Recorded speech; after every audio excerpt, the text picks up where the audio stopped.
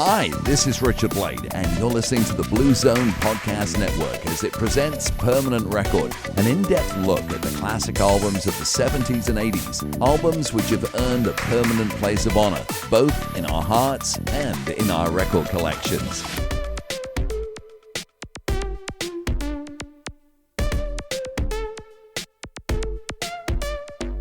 B-I-N-G-O, and Bingo was his name-o. Sarah, it's our first episode after our triumphant return to Bowie Bingo last weekend. Yes, fantastic festive Bowie Bingo extravaganza.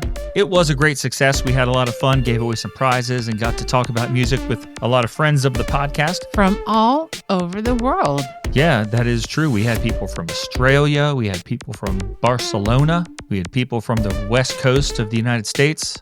Scotland. And someone from right outside of Sheffield, England. Oh, yes. One of my favorite places in the world to go, although I was surprised he said it was kind of cold and dreary there. Yeah, who would have thought? We didn't have as large a group as we have had in the past. The past one or two had been bigger, but they were just as much fun. So thanks to everybody who made time at some point on their Saturday to hang out with us and play Bowie Bingo. We hope you had as much fun as we did. It's always a good way to kick off the holidays. I feel like we get to that episode, we wear our Christmas clothes, we have fun with the listeners, and it's always in the back of my mind, I'm like, hey, this means we only have to do one more episode this year. Yeah, that is generally the case. So it's almost like getting a vacation from work, only this is actually a lot more fun than work. Woohoo! But this will probably be our last all original episode of this year. All new content. We'll give you details at the end of the episode as to what that means. But we want to thank you for downloading this and checking out this episode. We are really, really excited because this is an interview with the musician that we love. Yes, it was such a treat to talk with him. It was such a wonderful opportunity that we got to be able to speak with him for so long in this episode here that you're about to hear. It was indeed. So we are, of course, talking with the great Chris Trapper, who has been around since the mid-90s, putting out music, originally with his band, The Push Stars, and then solo as we hit the 2000s. Now, I know what you're going to say. You're going to say, Brian, you didn't mention the 80s in that time frame. Yeah, what's up with that? So this is one of the benefits of being the person who pays for the hosting of the show, Sarah. I can every now and again call for a show to be released that doesn't fit in the mission statement of the podcast usually. But since I'm kind of in charge, if I get an opportunity to do something that I'm very excited about and think is an amazing, chance to talk with a musician that I love, hey, I can just do it. But just to sneak it by the censors here at Permanent Record, Chris sings some Depeche Mode in this episode. Oh boy, that's pretty cool. Yeah, that's a treat. That's I would say an exclusive. I don't think you're going to hear that anywhere else out in the world.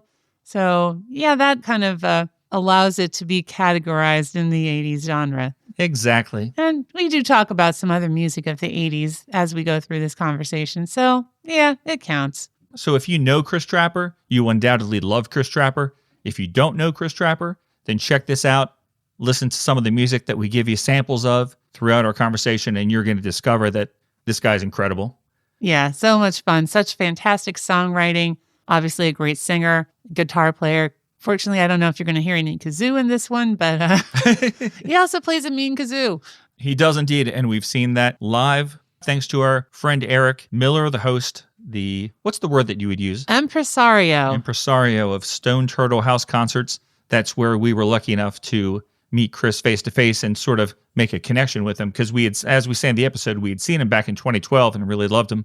That was at the Keswick Theater outside of Philadelphia, and it wasn't really as intimate as Eric's living room. So we didn't get to talk to him. Although we actually did get to talk to him because we have that CD autographed. Yeah, but definitely a different experience when he's, just lounging on the couch in our friend Eric's living room and we're chatting about music so comfortably. And it was so wonderful that he agreed to talk with us here in this episode as well. Yeah. And we do need to give Eric a lot of credit for helping make that happen too. So thank you, Eric, for having those Stone Turtle House concerts that we've enjoyed so very much. And like he says, they're a collection of connections. Obviously, here is one more byproduct of that collection of connections. That's right. So thank you, Eric. There's already so many things to thank Eric for. He's I such know. a nice man, but we really appreciate it. And we'd also appreciate it if after listening to the episode, or maybe during the episode, once you hear something that grabs you immediately like Chris's songs do, make sure you check out christrapper.com, which is the hub for all of his activity on the web. You can get to the web store and buy all the CDs that we're going to be playing songs from. The tour information is there, and there's already some dates set up for the first couple months of 2026, which is great. Oh, yeah, something to look forward to.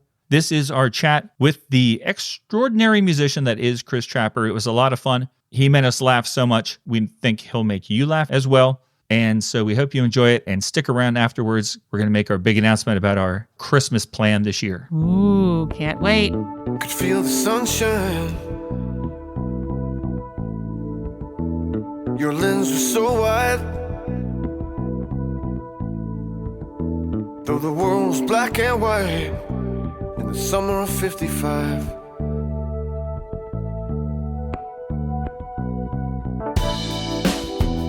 You wore your bow tie,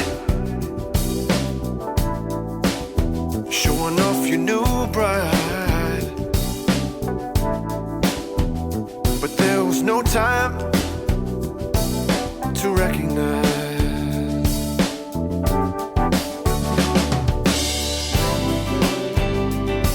You looked extraordinary, and you lived through the hard times, and you love with an ever hopeful mind, with an ever hopeful mind. We are so excited to be talking with an artist who hit the scene, as the kids say today, in 1996 as the lead singer and the main songwriter of a band called the Push Stars. In the 2000s, he began releasing solo albums alongside his Push Star projects, and that's how we came to know him, having seen him on tour with the great Colin supporting his excellent album, The Few and the Far Between. We have followed him for many years now, and after he released what I think is his strongest collection of songs ever, this year's Watching Sparks Fly By, we are, as I said, extremely excited to have a chance to spend some time with him here today. So everyone, please say hello to the great Chris Trapper. Yay! Welcome, Chris. It's good to see you, Sarah. Thank you. So, first question I have, we have a memory of you telling us that there were 3 big records that you and your brother listened to a lot in the 1980s. And assuming our memories are correct with that, what were those albums that you guys were into growing up? Well, I have 3 older brothers, and they were each interested in vastly different styles of music. It's my oldest brother who introduced me to playing guitar. He loved kind of classic rock stuff. He was, 70s guy. So he loved like Hendrix, and he loved like Cream, and he played for me Dave Mason. So a lot of really guitar-driven, harder rock for that era. Kind of hard rock was his thing. Not like hard. Oh, you love Allman Brothers and that kind of stuff. So he was my oldest brother, and the next brother, he loved Bruce Springsteen a lot. Like so we would drive around. He used to be a pizza delivery guy. It's when Born in the USA came out. He'd let me drive with him on his pizza route. and so he had this old red Ford Pinto that was basically, dented all over the place and duct tape in certain places. And he would crank Bruce Springsteen so loudly. But I just remember feeling very liberated by that. And he would talk very openly. I was 15 maybe, and he was probably 19 or 20, and he would just talk about sex and his dreams and all this stuff. And so I thought it was super cool. And he loved that. He played Peter Frampton all the time, like that huge live record that Peter Frampton had, Frampton Comes Alive. And then, he loved lots of music also. I think those would be the big 2 that first come to mind. Then the brother who's closest to me in age, he was more of a show tune type of guy. So he would have records like from different musicals. I think he had like Barbra Streisand, Jane Oliver, and I believe he had Simon and Garfunkel in his catalog of vinyl. So I used to sneak into his room and play his albums too. So the nice thing about my household, I was the youngest of 6 kids. And so all my siblings loved music. So I'd get to hear like all different styles of music. So I'd hear one of my sisters loved kind of like Jackson Brown and folk stuff and acoustic stuff. So each sibling kind of brought something different into the household.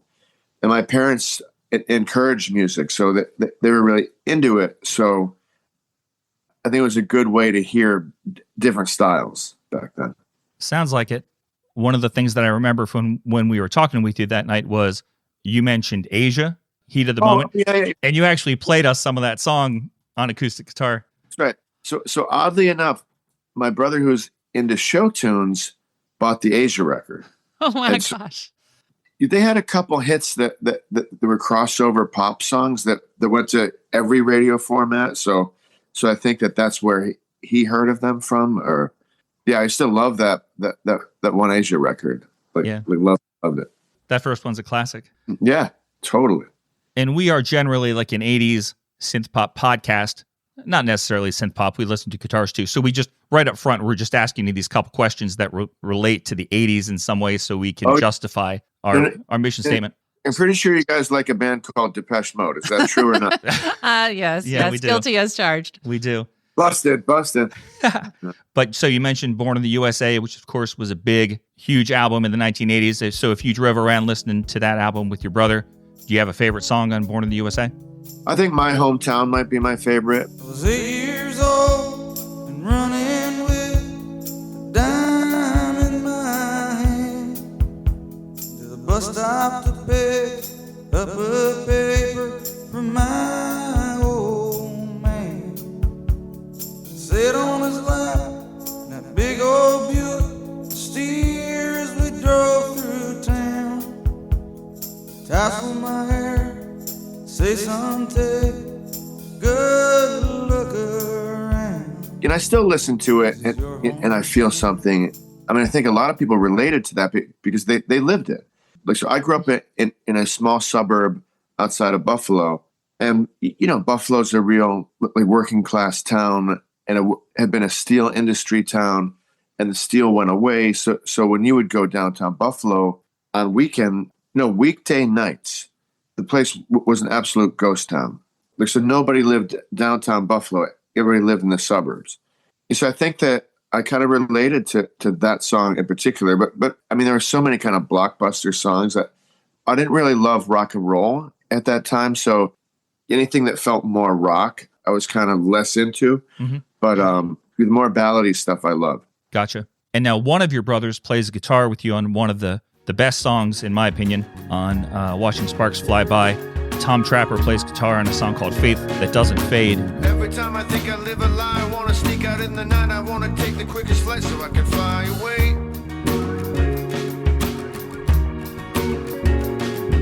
But something always stops me in my tracks and always keeps me looking back. I think of everything I had, and so I stay. I'm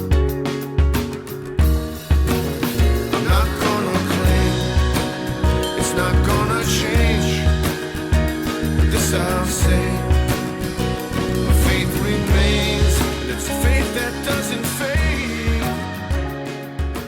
So which brother is that? Yeah. Is that the he's the classic rock brother. He's the oldest classic rock brother. So he's actually played on a song with my band called Waiting, Watching, Wishing that became one of my band's kind of more popular songs for a few years back in the day. And it was funny because at that time, I was probably 31, 32, I'm guessing as far as age goes. And we had just left a major label deal, but I was still thinking in terms of singles, and every song had to be 3 minutes and 30 seconds. And so that song I felt might do decently as far as public perception of it. So in the studio, I wanted my brother to play on it because he'd been working with me at that time. He was with us on tour and helping us with stage setup and stuff like that. So he played this great solo in the studio, and I was so obsessed with having a song a certain length. I cut it. I was like, no, it's got to 3:30. It has to stop at 3:30. So right as he starts to cook on the solo, the song starts to fade out, and so you can feel it. Oh man! But now when I listen to it 20 years later, I want to know what he was playing as it was fading out. And of course, it was a different recording format. Back then, you're recording onto tape, and it's a whole different thing. So for this new record, I had this obsession with, I just want to give him more time and just let him play more and kind of feature him more. So that's kind of where that song started out, was just with me wanting to have a vehicle for him to play a little more. But, the recording process, I'm sure it's the same with podcasting or any creative process, where you can get obsessed with certain details where you just don't see beyond them. Mm-hmm. So for this new one, the guy who recorded it sent me all different mixes, and some were mellow and some were.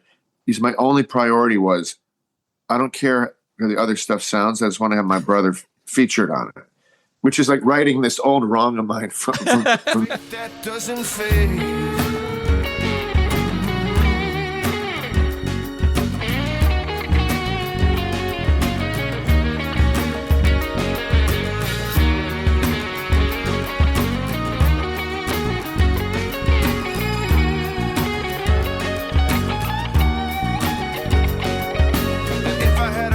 You're a good brother.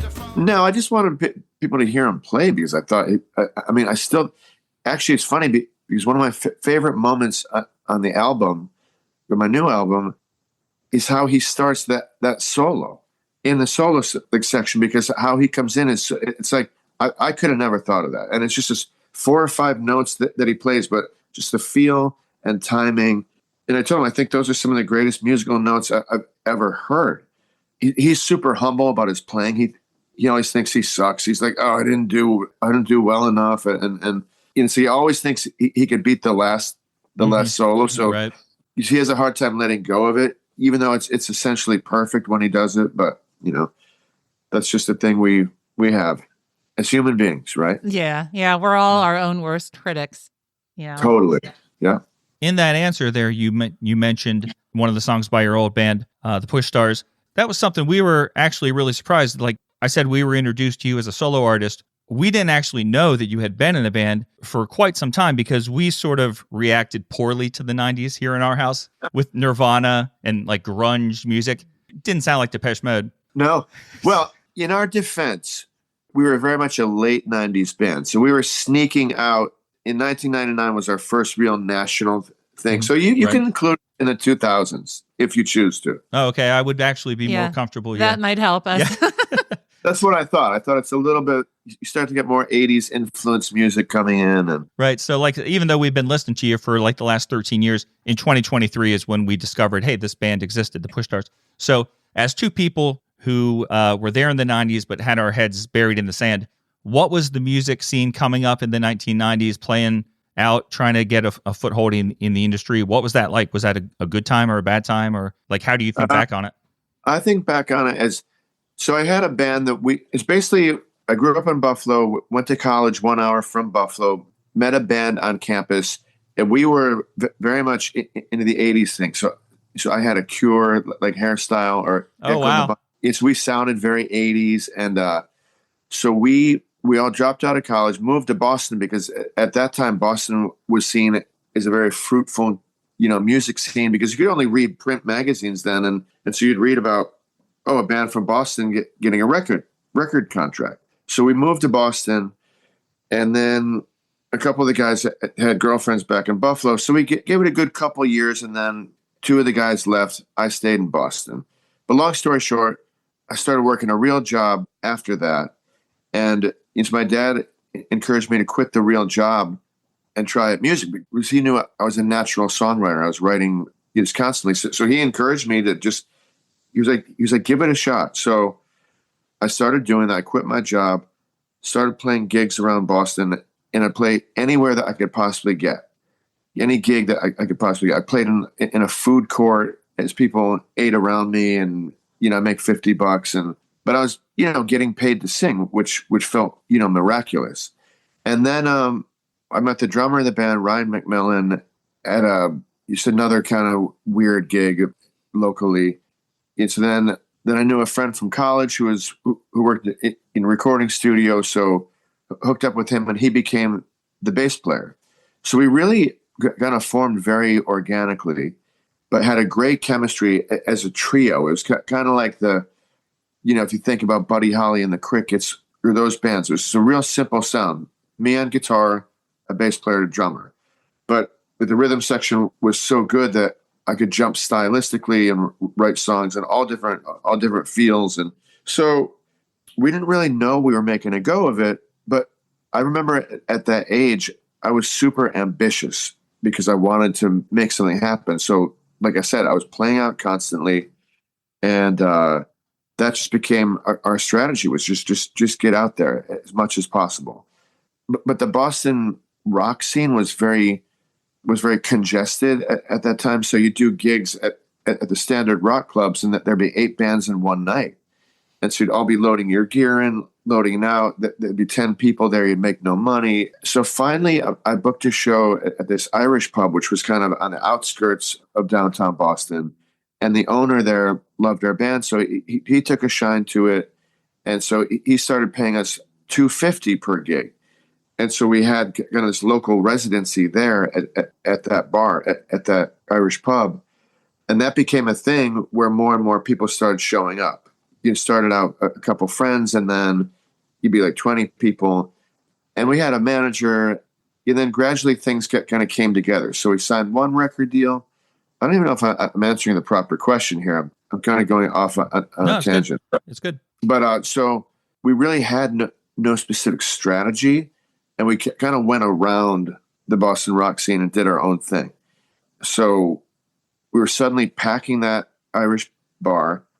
And then we had a manager, started working it, and got a music business attorney. And then gradually started to just have stuff happen on the industry side of things. And they viewed us as a hardworking band. So it felt viable to work with us. And then we signed an indie record label deal with a company called Imago Records, which was owned by Terry Ellis, who had managed Jethro Tull, and he started Chrysalis Records. So he'd formed a new record label called Imago, and that was in 1996. And that was just a distribution deal, but it was I think we made $25,000 for that record, and then they had been a major record label. And they had signed Amy Mann and Henry Rollins. And we got on after that, once they downsized to an indie label deal. So we were on the label with Modern English, Great White, a few other kind of retro bands. So it was just a weird kind of hodgepodge at that time. But, our record was actually out there, and it got reviews, and it got distributed. Then a few years later, we kept on that business model, but we would drive 12 hours for one gig and drive home the next morning. And we just had whenever I've met young artists since then, I'm kind of like, there's a better way. Here's what it is. And so I kind of learned what not to do back then, just strategically, and where to tour, when to tour, that kind of stuff. But then we signed a major label deal in 1998. I think like the contracts were signed, and then we signed a publishing deal. The publishing deal was a very big deal because at that time they were throwing money out. So we went from having like no money to a lot of money, and not knowing how to deal with it safely and all that stuff. But it was an amazing time as far as just I think everybody dreams about starting a band and having it kind of go somewhere. And so our first national tour was opening for Julian Lennon. And that was our very first national run of shows. That's pretty impressive. That's a really nice start. Yeah, great start. And we were a full-time band for 10 years, but then we just got tired of trying to sell the band name. And, we'd been through probably 4 managers then. Nothing super acrimonious. But we had some legal pushback in different situations, but the one thing that never changed is we all stayed really close friends, like me and the 2 other guys, Dan and Ryan, and we're still best friends. So we can pick up and do stuff. So last summer we did a reunion tour in the Midwest. We made a record in 2017 that was a reunion record. So I never say we really broke up because we never had like that definitive thing, I'm done with that, I'm sick. Like that just never happened. it was just more like we're pushing 40 or whatever we were pushing, and we have bills to pay, and just it didn't become realistic anymore. Gotcha. That's a really long answer. Sorry about that. No. Appreciate the detail. I love all those stories. Yeah, that was a good answer. And in that time period, I have to assume some of the stuff that happened to you guys over that time period, that inspired you or is what you tapped into for the song Grateful All Along on your latest record? Completely, yeah. I was in a band coming to your town where everyone's your friend and then nobody's around. I thought maybe there's a drug that could help me get to sleep. Almost bought a plot of land that was 6 feet deep. I didn't want to grow up. Thought what I was good enough. When my footprints are gone, gonna leave behind a song called Grateful All Along. The one thing that was funny back then, and I've been thinking about this recently, because it's a very different way that we toured back then than I tour now. When you're a new band, it's people want to jump on the train because they picture you're going up. And we were. So we would go to certain towns, and we would just people would immediately kind of embrace you, and you get really, I don't know, it's like a beautiful thing because people believe in your dream, and they like your music or whatever your approach or presentation. And but then I just remember like the next day, the feeling would be like, whoa, like just major ups and major downs. So I think the line is, I was in a band coming to your town, everyone's your friend and nobody's around. But that was like a very simple way of saying what was a very emotionally tumultuous kind of experience. And then you'd come home from tour, I'd been at this party for 2 months straight, which was like an every night party. And then suddenly home, everything stops. And you got to do your laundry. Oh, yeah. And I've been in therapy for a long time. And my therapist had like great ideas for how to find continuity between being on tour and being at home. So over the years, I've gotten much better at it. But as a young guy, I was not that good at it. Gotcha. And I think some of that comes through in that song. Before we move on to the next question, just on the topic of that song, that's one of the best songs on the album. Like if you didn't know you had a 90s history, that song sort of sounds 90s, even though you're playing a lot of the same instruments that are on the rest of the record. I don't know. There's just something about the accompaniment that makes it sound like a 90s track. And one of the bonus tracks is your demo for that song, the demo for Grateful All Along. I was in a band coming to your town when everyone's your friend and nobody's around. I thought maybe there's a drug that could help me get to sleep. Almost bought a plot of land that was 6 feet deep. I didn't want to grow up. Thought what I was good enough. When my footprints are gone, gonna leave behind a song called Grateful. Are almost all your songs, when you demo them, are they just you and acoustic guitar? Not too much flourish? Yeah, so I always would do a scratch version of a song first. And then I think in that case, I was recording that to send to another producer. I think with that song, I was just really excited about it because it was the first song that I'd written after a decent gap of not writing anything. And I just, you always think your next song could be your ticket. so I think I was really excited about it. So, and I didn't know what the production style should be. So I think I laid that down just to know kind of what the basic structure was. And then also a couple records ago, I did a song. It was in a movie called Some Kind of Beautiful. I've been staying inside, watching from the outside. My God, it's been a long time, for sure. I've been reaching for my west side, 'cause it used to be my best side. Now it's a part of me I can't find anymore. I wanna fly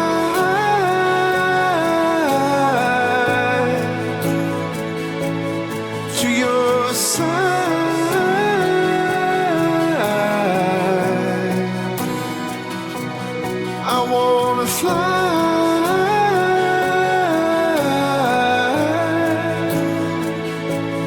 to your side.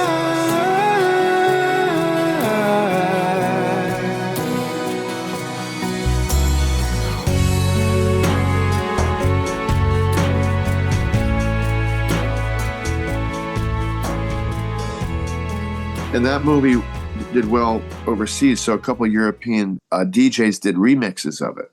So I also wanted Grateful All Along, a kind of a stark version, stripped version of it. Uh-huh. So if any DJs wanted to remix it, you make it a dance tune, they could. But thus far, that has not happened. But I'm manifesting it through your program. Okay. Hey, that sounds good. Yeah. I could see that as a dance song. That melody would work well on the dance floor. Yeah, just make the drums more aggressive sounding and the bass line. Yeah. Throwing it out there. So on the topic of the new record, since we're talking about the new one, just last week, you released a brand new music video. And that was for the song Country Club, which is, I claim that's my second favorite song on the album. So I'm glad you're giving that one a push with a promo clip. Yeah. So the video looks great. You play the role kind of an observer to the action of the clip as it unfolds. And it looked like if you went into it with the desire to have fun, it would have been an enjoyable experience. Did you have fun making that? And do you generally enjoy the process of making music videos? Yeah, I love the process. And that video, funnily enough, was I only did one shoot one day. So I never met the other actors. I just did my shoot. But the director had a whole game plan for it. So he told me where to look, so it looked like I was looking at the other actors, but I never saw them. I was never in the same room as them, and but I love the process because, well, first of all, now we're in such a visual society now. Like that to get a song heard by people, it's. I was just talking about this last night with one of my friends, but songs are so easily transactional now that it's hard to find a special outlet for them that you can say, like, here's a new song, check it out. Like, because there's so much noise in the world and just noise on social media. And so to have a song stick out, it's very difficult. Like, for me, for someone at my level, I mean, I think there are certain channels for younger artists and also established artists, but where I fall in the business, it's like you have your core followers, and to get anywhere outside of that is difficult. It's I wouldn't say difficult. I'd say it's challenging. And so I think with the video process, a lot of people shared that video. So it got 1,000 views in 2 days. So I thought that I only counted for 250 of those. But no. But I think I love the process. I want to try. I've tried acting a couple of times in different movies, and my performance was kind of 2 thumbs down level performance. So the video, it gives me a chance to do a little acting and get my song heard, and it's a fun process. And I also know a few directors that are just fabulous. So it's Armin who did that video. Is so good, and he kind of takes over for me. I kind of walk up to him, and I'm like, I'm lost. I want to do something with this song. And so he'll come up with a concept, and he'll do all the planning and stuff. So, like I said, I just show up. And now, in the past, for a couple of videos, I've been more involved in the kind of direction and storyline and stuff like that. But for Country Club, he was inspired to do something immediately. He was like, "Oh, I got this song. I get the meaning behind it." He saw it as like a little like escapism to it, wanting to defy the status quo and that kind of stuff. And so he just ran with it. And I'm not egotistical on that. But it doesn't have to be my idea. You know what I'm saying? So if I see somebody who's super passionate, mm-hmm. I'll generally acquiesce to them and let them run with it. Gotcha. Well, I think it's a really good clip. It looks expensive. Yeah, I don't know really what well your budget was, done. but it looks good. And you want the number that I spent? No, just kidding. No. So I know Sarah has a question. I'll get out of her way in a second, but I just want to say that song, like I said, it's my second favorite song in the album. And the moment when the second verse starts and the drums and the bass kicks in, and all of a sudden it sounds like so full as opposed to what has been going on through the first verse. If you love music, that's just an awesome moment. I can't really even describe why it's so great, but just all of a sudden everything just comes in and it just kind of rounds it out and just, there it is. It's that good feeling. I love that moment. I was on the fence, so I came here by accident. I could never afford the rent at the country club. The spoiled rotten, was that good enough to be forgotten? If you always trust your first impression, you'll be wrong enough to learn your lesson when I'm gone.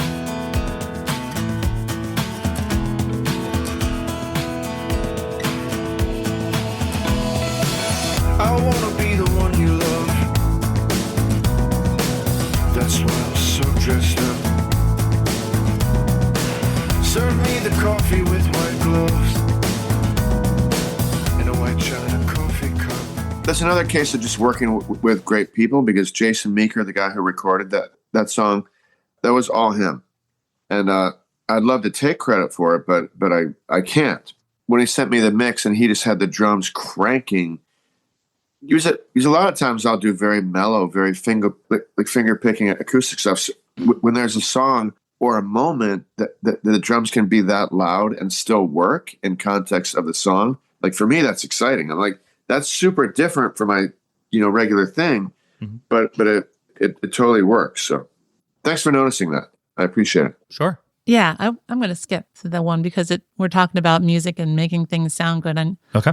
so You're skipping a question? Well, I'm moving things around. Okay. Because when we've seen you perform, it's just been you on an acoustic guitar with an occasional kazoo solo. Right. Exactly. Yet these songs on your albums, they have such a variety of different instruments on them. They have so many different tones and feelings to them. So how do you decide what instruments you want to add to a song? And when you set out to create an album, do you have an overall sound or a particular set of instruments in mind? That's a great question, because for this record, I knew that I wanted it to sound modern, like in terms of current production values. Like basically, I created like playlists on Spotify called Hipster, which is not hipster, but like to me it's hip because I'm older now. So whenever I heard music that was from the younger generations, like, so where you hear that he's on social media or TikTok, or, my gym plays like the kind of 20-something music, but it's very pop and very mellow and very cool. So I got obsessed with that production. And so I was like, what are they doing with this song? Like what's the production? So I just got obsessed with this, where they're putting the drums, where the drums are mixed, what the drum sounds are, what the vocal, it's the vocal sounds and all that stuff. So I just immersed myself in probably I think it was like 200 songs over the past 2 years, and just listened to production. So I also worked with a bunch of different people for this album. So I would send them examples of sounds that I wanted for the voice. Oh. Sounds I wanted for the drums of these songs. Like, so if I was at that age group, I would feel that was kind of too close to home. But for me, in the records that I made before, I knew I could never go all the way that way, just based on, I don't know what the factors. I don't understand computers that well. So I knew there'd be a lot of me within that context of more modern style. But each record, I do walk into it with a certain vision of what the sound should be, whether it be more stripped down, or more produced, or more rock, or more pop, or more folk, or that kind of stuff. Like during the pandemic, I made a record called Cold Water Waltz.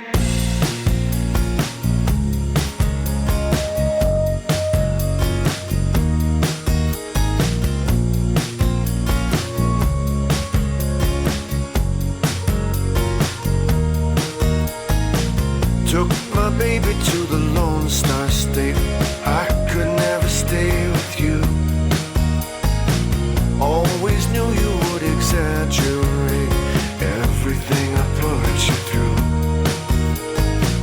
You met a stranger in the parking lot with matches for your cigarette, tossing turn until it got too late. You stopped the warnings in my head.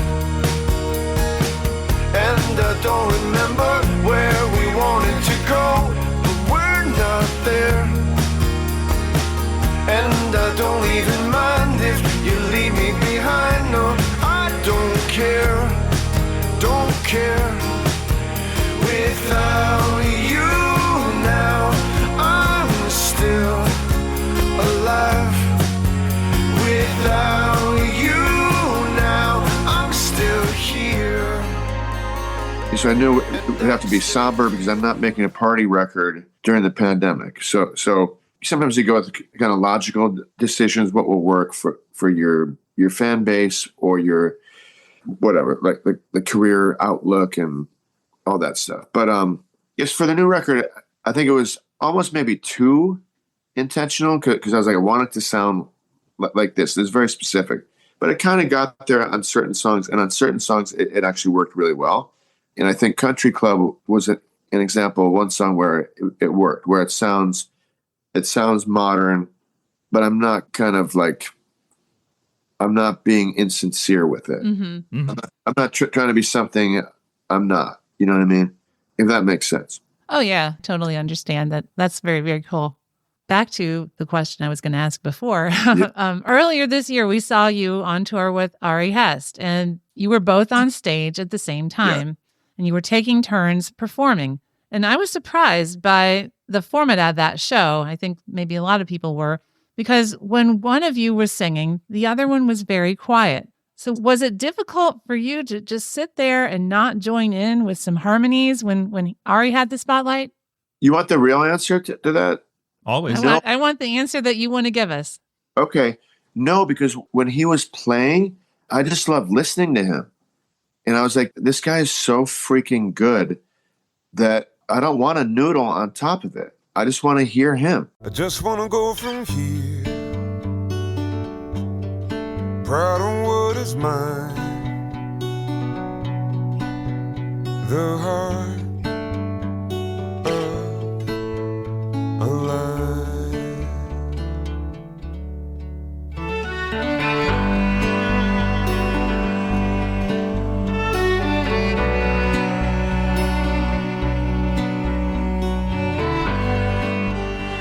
Because he's such a succinct artist. You know, when he plays and sings, it doesn't need anything really. Like to me, it didn't need anything. So there was one night, I've been a bunch of my friends over the past year or so showing me like, this is what AI can do that's going to destroy your career. so like, Gee, thanks. you know, yeah, great friends, right? Like they think it's miraculous. Like look at this poem that it turned, fully produced song in 1 minute and wrote the music and the chord changes and the production. And so I was in this kind of state of panic a little bit. Not panic. That's exaggerating, but just like uh-oh. Kind of I had the uh-oh feeling of what's coming next. But I've had that, when music went from cassette to CD to digital to all that stuff. But at the same time as I was feeling that uh-oh feeling, I was playing with Ari, I think in New York City, and he was doing a song. And I was sitting there listening, and my only response after the song, I said it in the microphone, I said, AI could never do what he just did. And the whole crowd clapped. Oh, that's awesome. Because they got it. So yeah, I'm just more inclined to, like if something's really cool, I like to listen to it. You know what I mean? And just absorb it. So basically, for half that show, you become a member of the audience too. Yeah, but it's also another level because being a performer, you're kind of seeing it in stage perspective from their eyes and what it takes to play that. You're not just like appreciating it as a fan, but you're appreciating like holy shit, like he's singing a 4-octave range, and this is how he's presenting it, and this is how he set it up, and this is, you know what I mean? So it's almost, you get to appreciate from a performance perspective and the audience perspective also at the same time. Well, you're very lucky. Yeah, that's pretty cool. We only get that one level. Right. Which we very much enjoyed. Oh, yeah, that was a great show. And I saw online that you toured with Ari for a while, but then it looked like the second half of your tour recently, You were with someone named Stephen Kellogg. Did you guys? Did you do the same sort of format for those shows? Yeah, same exact format. We actually opened up with a song that we sang together. We did "On the Road Again," Willie Nelson song. And so Stephen had done what he called the Old Friends tour. I think he did it with like 16 other artists. So I was one of those, but he had kind of a pre-established format for it. Whereas when Ari and I hooked up, we were like, what do you want to do? Like we had no format. We just knew we wanted to do some stuff together. But Stephen had a whole kind of map for how the evening would go, and we would pick song ideas out of a fishbowl that he had written down, or people had written down, like play a song that breaks your heart to play, or play a song that's hard for you, or play one of the hits, or like that kind of thing. So yes, we did the whole West Coast, Stephen and I. And we were old friends from our bands toured together back in the probably early 2000s. Was drawing from a hat and not knowing what you were going to play every night, was that fun for you? I don't know if it was, I think it was more challenging than fun, because you get it into a certain routine where every 6 months I'll have a preset, set list, and I'll write a certain amount of new jokes and new introductions. And so it just kind of throws you off that game, but does challenge you to think of your thing in a different way. We would only sing 5 or 6 songs per night than the songs we sang together. So yeah, so it was fun, but also challenging. I don't like being challenged. I think that's my point. Just kidding. That's funny. You have maintained a heavy touring schedule for many years now. You have an average of 150 dates a year. I guess it started, even back in your early days. But when you first started writing songs and performing as a young adult, which was the primary draw for you? Was it the creativity of writing and recording, or the excitement of performing in front of a crowd? And which do you enjoy more now in 2025? Honestly, it was the chicks, if I'm being honest. No, I think that I honestly love both things equally, but I was just saying to my wife a few days ago that like whenever I play, so that there's a moment when I was a little kid that my mom used to make me lip sync to Tom Jones albums. Oh my gosh. For my aunts and uncles. And so we had a little staircase that the second step would be a landing that became the stage. She'd give me a hairbrush. She'd say, go lip sync to Tom Jones. Oh my gosh. And then afterwards, all my aunts and uncles, or whoever was over, would put tips in a hat for me. So it'd be 10 cents, 20 cents, maybe a quarter. And I just remember maybe that was the first time that I'd felt like the kind of real value as a person, but just felt super comfortable in that spotlight for whatever reason. Because maybe my mom recognized that about me even as a little kid. So I think that every night that there's a moment, because I'm singing for people, that I experience that same feeling that this is where I'm supposed to be. I don't know if it's all manufactured by me or it's predestined or whatever, but it's a great feeling. But it like in my mind, it feels very correct. Like it just feels very good to me. But then at the same time, when I started writing songs, I was 13 years old, and I just that was also a huge release for me. Then all through college, I went to a music school. And so they had a great recording program there. So I'd be in the studio constantly. So all those things fit together perfectly. And it's always worked for me, all those facets, writing, recording, and performing. So it's not even a cop-out answer. No. But I do enjoy all aspects of it. Well, that's wonderful. I know there are some artists that they really just want to spend all their time in the studio, or some of them just can't be bothered to be in the studio and they want to get out and perform as much as possible. And it's very cool to meet someone who loves both equally. Oh yeah. They're both very different though, but one feeds the other. So if what happens in the studio goes well, then your touring life gets better. You know what I mean? That makes sense. Yeah. We have a friend here on our podcast. His name is Will, and he is the lead guitarist and the band leader for Adamant, if you remember the name Adamant. Will was on earlier this year, and we were really excited to talk to him, but the thing that made us most excited was back in the early 2000s, he was playing the lead guitar for Tom Jones, because Sarah and I both love Tom Jones. We've seen Tom Jones probably about 9 or 10 times at concert. We have tons of his records. So that's funny. Can we quickly get, what was your favorite Tom Jones song to perform? It's not unusual to be loved by anyone. Nice. It's not unusual to be anyone. That was my go-to. I think I may have had a couple hip moves too, like quick hip shimmies too. Yeah. I can see you pulling that off. Barely. It hurts more these days, but I did.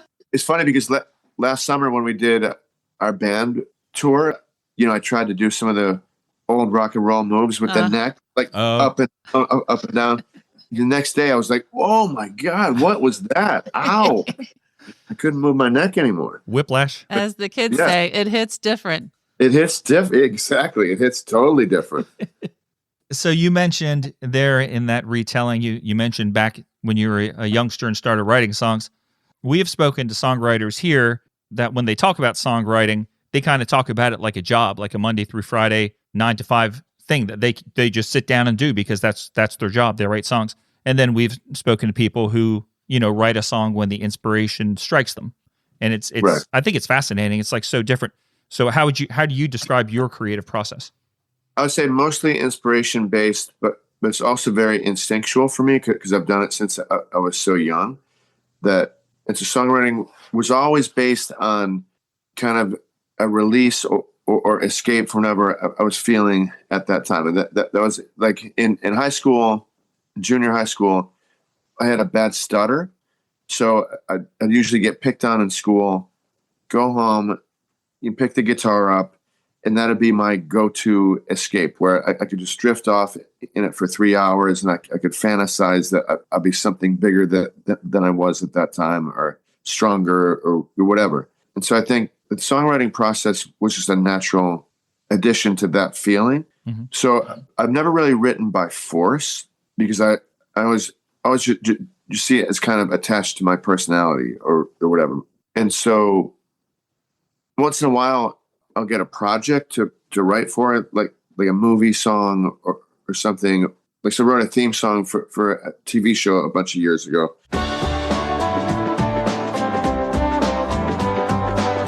All that wisdom that's been hiding in the open since the beginning of myth, since the first note of time. What feels so wrong turns out all right, and what feels so right turns the other light to green light. So in that case, I'll do the forced songwriting thing. But luckily, I built up enough muscle memory that I know what to do and kind of how to make words work together and how to come up with melodies and that kind of stuff. I don't think I could do a full record like that, like a whole batch of 12 songs, because I kind of burn out on it. I think for me, it's all about the inspiration and that kind of dream process that you get in and you kind of drift off. But I can do both. I can do both processes. But the second it becomes kind of miserable, though, I drop it. That makes sense. So I can't finish a song. I'll put it away, and I'm fine with saying that it's just not happening now. But I had a song on one of my records called "Till the Last Leaf Falls," a song called "Look What the Wind Blew In," where I had the first two verses done for a song, then put it away. I couldn't finish it, and literally, I was looking for a ballad for that record. So I was digging through old lyrics and found those two verses, but like 10 years later, and then wrote the last verse. It's a weird thing. I'd never done that before, but it worked for that song. Watching the night fall down from my fire escape, wondering if I'm ever really gonna find my place. Tired of living cautiously, so much I want to shout under the reckless streets below, but the words won't come out. But where has my true love been? Look what the wind blew in. Look what the wind blew in.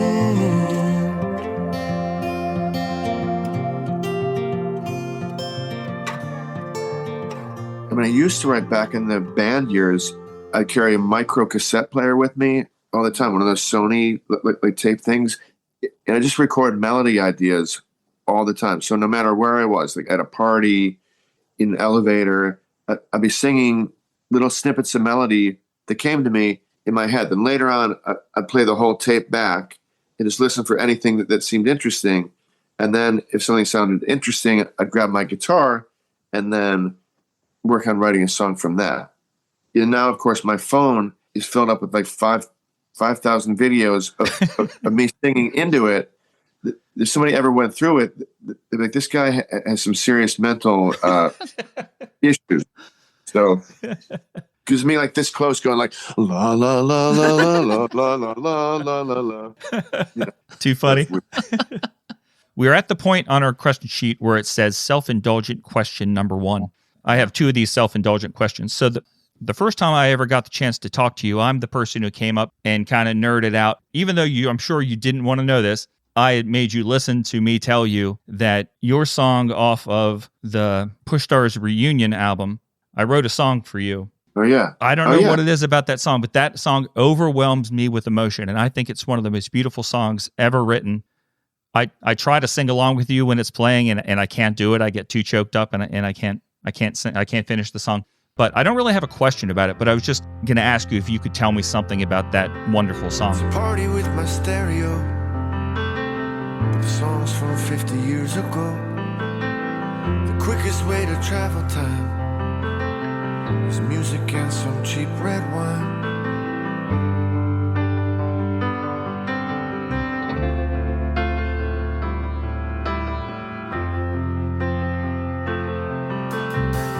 This old house is fast asleep, so I'm trying not to tap my feet. To musicians who have long since passed, who're still alive inside these tracks.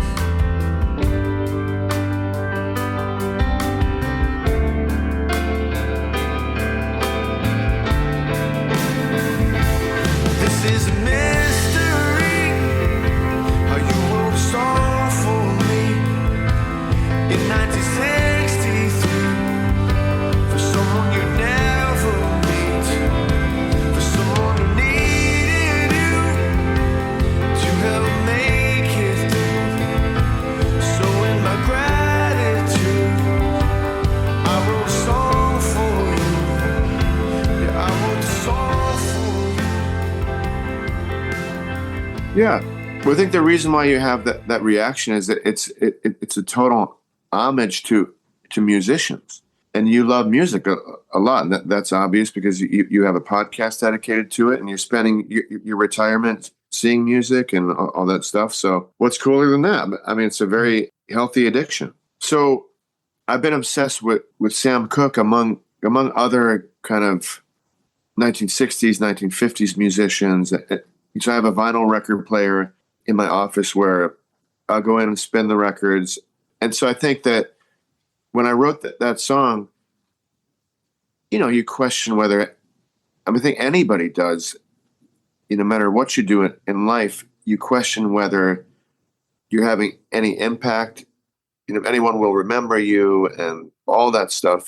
So I was thinking about that while playing music and thinking, I think I had the kind of morbid thought that one night, like, everyone on this song I'm playing now is dead, everybody, but I'm still listening to it and getting so much joy out of it and loving it so much and connecting to it and living within the track. Like I can feel where they were and what they were feeling, and I can picture the studio and all that stuff. And so that connection was what fascinated me. So I was kind of like, will I ever have that?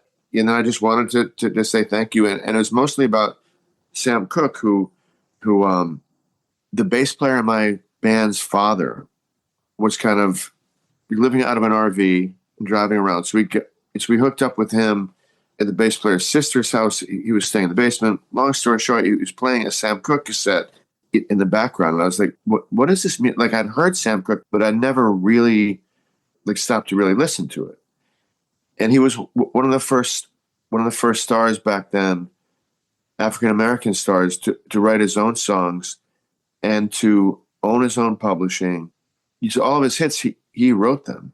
And they're a real interesting mix of very simple, but very wide as far as what you can interpret from them. And so he always said he wanted his music to appeal to everybody from young people to old people. Like he didn't want to exclude anybody. And that was one of his intentions that he would set out to write. And I thought there's a great way of looking at it. Like, why am I writing for just a 40-something or a 20-something? So I think I just meant it as a thank you. I think I may have mentioned this to you in person, but I got to know Sam Cooke's daughter, who lives in Michigan. She's a singer also. And so she came to my show there, and I sang that song and dedicated to her father at the show. Then she sang one of her father's songs with me. Oh, wow. It was a really beautiful moment. The other cool thing was that we recorded it, and looking back on it now, it's a really full circle thing too, because we recorded the album in Memphis. It's in Memphis. If you've never been there, that there's so much rock and roll history there, and the vibe is just deep. It's like the antithesis of Nashville, which is so glossy, but it's still musical. It's Memphis is musical, but more raw. So we recorded that record there. And so we got to know Al Green's music director. Al Green was like a Sam Cooke protege. So we became friends with him. And so he brought in a lot of that style of music, like the Al Green style, to the record. So it's just a very interesting mix of a Boston kind of folk pop band with Al Green's musical director. So he brought in horn players and background vocalists and all these great kind of Memphis church sounds and that kind of stuff. So we had a blast making that album. And that song was emotional for me, only because I was kind of looking at my own life, thinking, are you having any impact? Not importance, that's not what I'm trying to say, but just impact, like just making a difference in people's lives. And lo and behold, you kind of look back and everybody's forgettable in certain ways. Like you move on in life and life moves on without you. So you could be the biggest star and then, it doesn't matter. Like we all go to the same place. But anyway, that's a long answer to your non-question. Yeah. I appreciate that, man. That is so nice. That's great information about a wonderful song. Well, as we said in the introduction, as Brian said, we were introduced to you in 2012 when we first saw you open for Colin Hay. And now that we're familiar with both your catalog and his catalog, we notice a lot of similarities between you and Colin as artists. Are you saying I rip him off? No, not at all. No. I'm joking. No, but how would you describe your relationship with him? Well, I'll tell you how it came to be, and maybe that will explain the relationship once you know the foundation of it. Was I first saw Colin play on Cape Cod at this small place called the Beachcomber. He had his solo band with him, and it was a very small beach bar. And so I met him just in the meet and greet line. Just, hey, nice to meet you, great show. And I was like, yeah, it seems like a nice guy. And then literally had a 15-second fan to artist interaction. And then I've done a lot of work with this band from Canada called Great Big Sea, who they're broken up now, but I also wrote songs with their lead singer, who has a great solo thing now. And but so they covered one of his songs, so they had become friends with him. And so we did a show in Rochester together, and then went to see Colin's show in Rochester afterwards. After our show, we dropped by his show. And so he was playing a really big place, and it was seated, and it was maybe like 1/10 full. And they knew him. Not like best friends, but a little bit. So after the show, I was looking at him like, how's he feeling about this? Like this must be like hard for him because he was such a big star. But this is early on in his solo career. This must have been probably 1999 or 2000. And he seemed totally fine with it. Like no problem whatsoever. And I was like, wow, that's, I was observing him for being a performer. Like, how is he coping? What's his coping mechanism? And he seemed very friendly. He knew those guys. And so then, fast forward maybe 5 years later, and he's one of the headliners at the Edmonton Folk Festival, which the festivals in Canada are not the same as here. The folk festivals there are just basically music festivals, and they'll put on a lot of acoustic music, but they'll bring in big stars, and it's just a bouillabaisse of like awesome, and it's awesome, and everybody goes. It's a cross section. He was one of the headliners. I was one of the kind of mid-range guys, but we were all sharing the same dressing room space. So that's where he and I first started talking, and we talked a lot, like the whole festival, and we were situated in a lot of the same songwriting circles. So they'll do these shows that are called workshops, but all it is just you and a few other songwriters doing a performance like Ari Hest and I did, but just with 4 people where it goes song, song, song, song, artist, artist, artist, artist. So he and I were on a bunch of stages together at the festival, and we were both keying into the fact that we're both super self-deprecating. So my wife said he was watching me and laughing a lot as I was talking. And then as he was talking, I was laughing constantly. So then I was talking to him, and I was like, I want to ask you something really personal, but I don't know if you, because he seems super open to me to talk to. Mm-hmm. So I was like, can you finish the sentence for me? He said, set for life? Yes. and I was like, okay, so that's why the gigs back then were not bothering him. Then I remembered at that festival, he played a song, and I remember that had been, I got dumped by my girlfriend in college. And I remember that it was his song, one of his songs that got me through the breakup. And it just came to me. I was like, oh my God, he sang that song. And so long story short, after the Edmonton Folk Fest, I just hit him up. And so I said, would you ever need the opening act for a gig? And so he said, yeah, I could throw you on a couple gigs. And that became 5 years of touring constantly. And so then since then, I covered his song. He put my song on his new record. And we just been friends. He's been to my house. I've been to his house. But he's kind of an artist that I look to as a mentor. And I was really fascinated with how he treated people. And he was just a super great-hearted person, super smart, super funny, and just he's always been awesome to me to deal with and to hang out with. And I just saw him this past summer in Boston. We got to hang out. So, yeah. Very cool. So like you just mentioned that he covered one of your songs. Let's talk about that song for a second, Into the Bright Lights. Yeah. This song fascinates me because it has had a really interesting life. So I may miss a few things here, but Into the Bright Lights first appeared on your 2010 EP, Into the Bright Lights. Yeah. Okay. And then in 2015, it was on Symphonies of Dirt and Dust, and that was probably because it was in that movie with Pierce Brosnan, right? Exactly, yeah. Okay. Exactly right. It shows up again in 2018 on the Push Stars comeback album that we were just talking about, 3 Feet in the Air. Then in 2022, Colin Hay covers it, and Now and the Evermore. And then finally this year, very recently, it appeared in the film Soul on Fire, which opened across the country on almost 2,000 screens. Damn, you did your homework. I like to know things. I like to know things about songs I like. So that song is a fighter.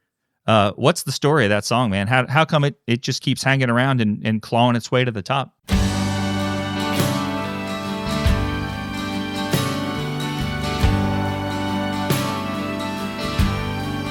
Up and away we set off, secretly scared we get lost. Up in the clouds, over the town, beyond the wall. Some of us knew we might fall under the weight of it all. And though we'd been warned of the oncoming storm,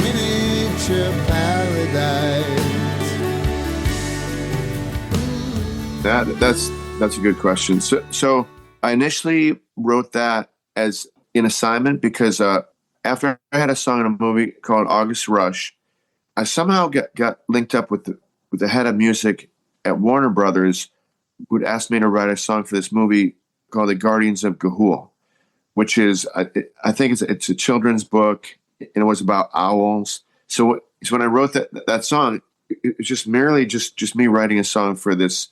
I think I may have read the script or the storyline or something, then wrote the song, and then it got rejected. But the guy called me like a day or two later after the rejection, and he said, "Chris, I just want to tell you something, because things get rejected for all different reasons. That because every movie is a committee, so you have a director, a music supervisor, then the producer, then the money people, and all that stuff. So they may say we want a female voice, but like some person might like a different style of music. So, anyways, it got rejected. But the head of Warner Music called me and said, "Chris, I just want to tell you something. You should hold on to that song because it's special." And it didn't get used this time. And boy, was he right. He was so. I mean, the Push Stars thing was just because the drummer of the Push Stars, like, this is proof of how close of friends we are. He's like, "I want to record that song too." Like he's a supportive person who it's a great song. We should do a version of it. So yeah, and it's just when I wrote it, I was just visualizing owls flying, just very simply, and just I think like the movie had stuff about family, and it was also. I can go back to like Sam Cooke's song "A Change Is Gonna Come," which is his one classic song that people cover and stuff, and it kind of has like a certain lilting quality to it, and in really long lines, like "I was born by the river," and it's these really long vocal lines. I think I may have been kind of secretly replicating that with the "So from the moon," like these long vocal lines rather than short melody stuff. Yeah. Which is perfect if you were writing about owls flying, that's very kind of gliding and just, it makes sense. Very atmospheric. Yeah. One melody line I was super proud of that nobody has ever pointed out except me. The free fall and nose dive, like the nose dive. Oh, yeah. Yes. See, now you notice it. That's smart. So clever. That's too smart. Too clever that's what it is. For simpletons like us to notice. Finally, somebody points it out. Thank you. It had to be me. Did Colin tell you he was going to cover it, or did you find out when his album was released? No, he sent me a version beforehand. You know what happened was he called me and asked me to send him the chord changes or something like that. Like he was like, "What are the chord changes?" or something. And I was like, "Why?"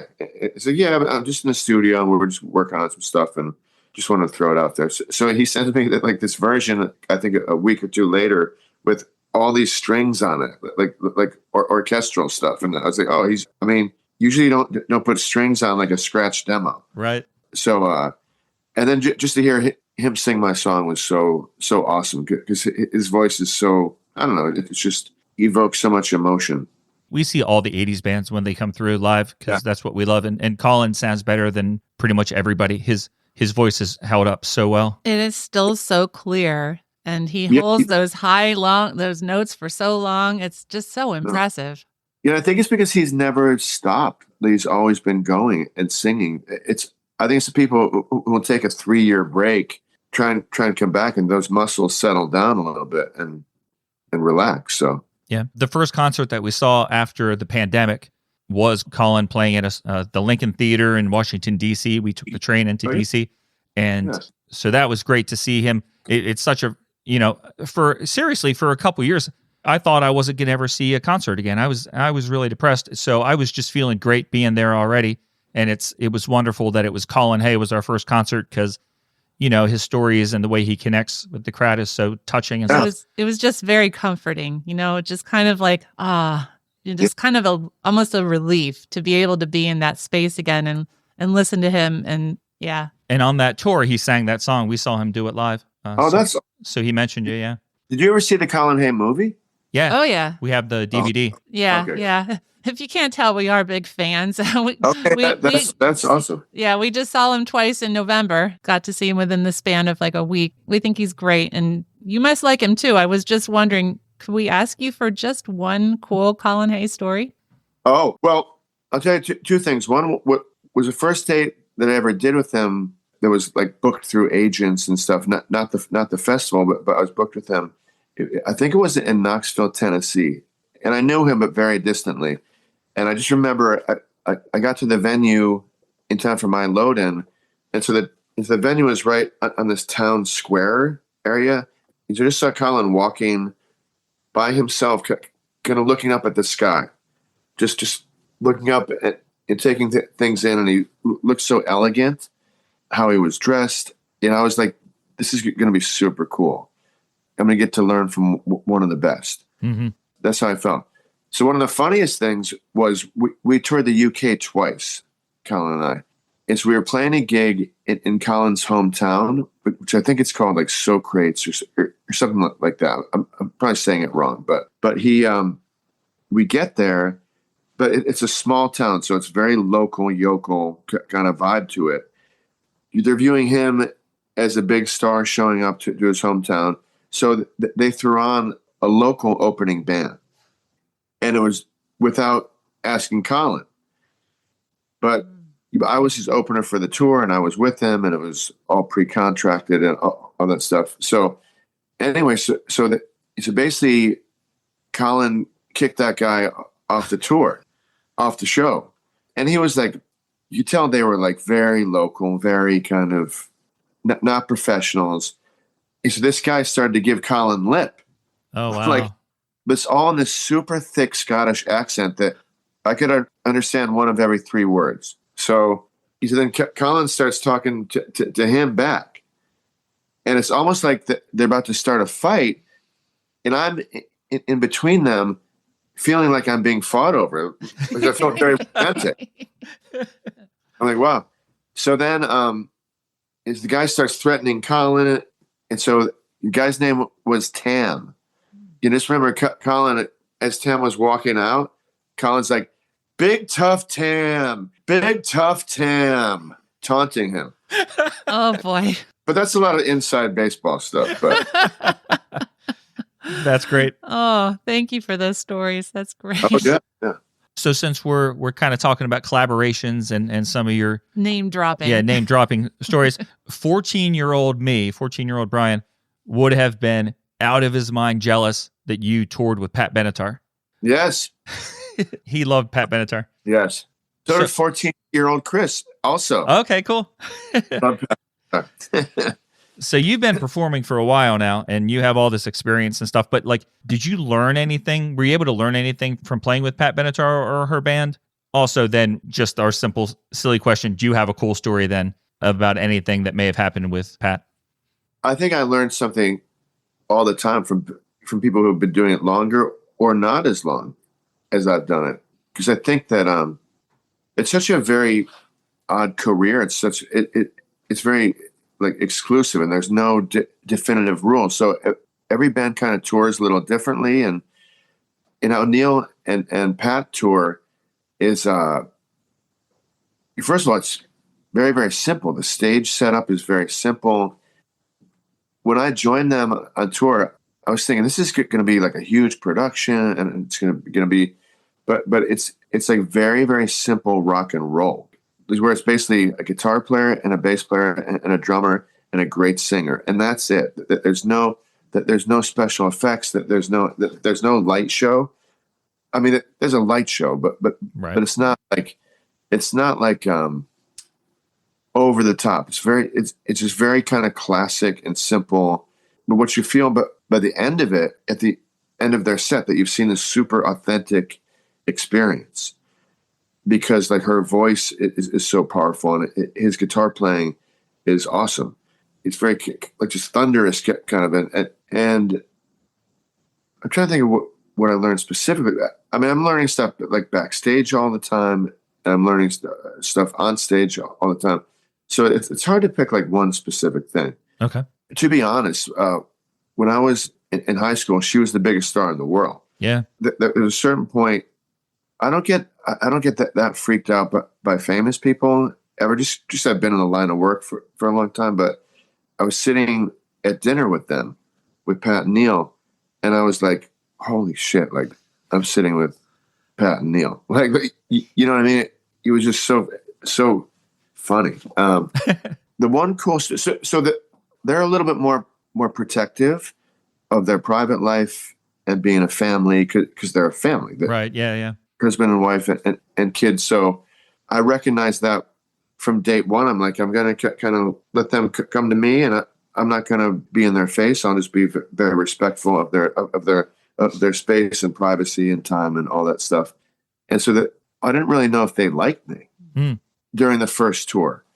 And then Neil, I was setting up my merch in Dice in the main area of this outdoor amphitheater. And then Neil, he has a bourbon company called 3 Chord Bourbon. He was introducing me to the staff. He's like, this is Chris Trapper. He's an incredible guitar player, great performer, great singer, writes amazing. So, I was like, oh. Oh, wow. Oh, he likes me. And wow. Okay, that's cool. You need to listen, which was awesome. And then they asked me back after that run for a few shows in Florida. And so I was backstage. Pat was walking by me. And so I was like, thank you so much for inviting me back for the second bunch of shows. I'm super appreciative. And she's like, oh, you're our favorite opener. Oh, that's cool. Wow. I was like, what? Like, what? I was like, say that again. Let me grab my phone. Can I just videotape that? Honestly, for me, like that tour is one of the few times in my life that I've thought like I'm in a good place career-wise. And I think it's because my personal life is starting to match up with my career. Everything kind of lined up well and stuff. And it just felt like the shows were great. Her crowd was so like respectful to me as a solo act. Like when I walked out there and sang. And anyway, so that's a long answer to that. But yeah. No, it's very cool. And we should mention that she sings with you on the very lovely song Toast to Us, which is on your latest album again, Watching Sparks Fly By. It's great to hear the two of you together on that song. Oh, yeah. Stuck on Carolina, how I wish the light would change. Traffic's only gotten worse since we complained. The city's moving in, 'cause the old guard's dying off. And you and I live somewhere in between. If the world passes by and the winter birds fly and we're feeling like we missed the bus, and when there's no new news there but for the grace in our hair, it's time we had a toast to us. I still can't believe it. My high school friends can't believe it also. Yeah. What a claim to fame. Yeah, it's not a bad thing. It's not bad. No. But when I told my brother that Neil said I was a great guitar player, he was like, Chris, Neil Giraldo said you're a great guitar player. Yeah. Okay. Just soak that in. Soak that in. Yep. So Mind blown. yeah. Too bad you didn't have that video of her saying that you were the favorite opening act, because I know that you are always creating new video content for social media. You post something pretty much every day. Yeah. Which is awesome. But how important is social media in the life of a musician in 2025? Well, now it's kind of like you have access to your own newspaper every day. So if you have content, people look at it, and if you don't, they don't. So, I mean, I probably wouldn't do much with social media if I didn't have something to promote. But I also recognize that my job or quasi job is to be an entertainer. So try and post stuff that's interesting. And I do love the creativity that can go into it as far as social media goes. But you have a chance to make people laugh or there's a lot of good that can come to it. I used to post videos of me falling in public all the time. And so that was my attempt at like throwing a counterpoint to all the kind of not boasting, but just, like, look what I'm doing. That's great. I'm playing this great gig. So the next day I'd post something, me falling into a brick wall or something like that, just to show balance.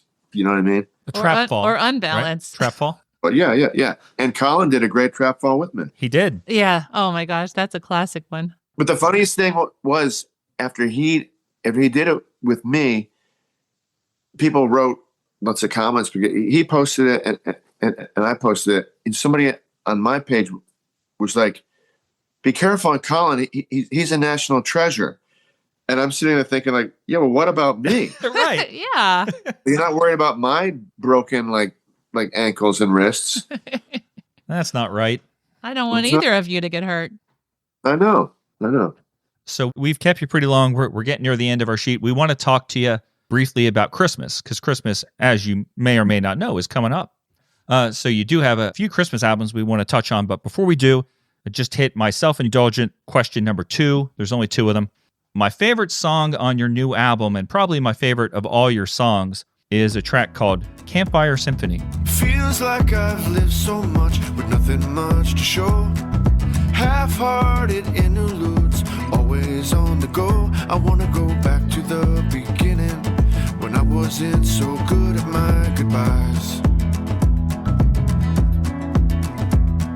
The clock that stopped upon the wall is crooked and it looks like it might fall. I close my eyes and you're still by my side. For millions of light years, galaxies collide. I'm sitting still, just watching sparks fly by, trying to keep the ash out of my eyes.